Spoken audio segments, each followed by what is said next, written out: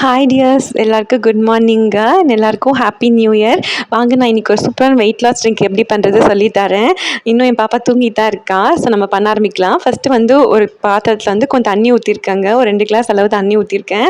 இப்போ இந்த தண்ணி வந்து நல்லா கொதிக்கும் போது கொஞ்சம் பட்டை, ஒரு 2 துண்டு பட்டை, கொஞ்சம் இஞ்சி எடுத்துருக்கேங்க. ஸோ நல்லா வந்து போட்டுட்டு கொதிக்க விடுங்க. தண்ணி வந்து நல்லா 2 கிளாஸ் தண்ணி 1 கிளாஸ் ஆற அளவுக்கு கொதிக்கணுங்க.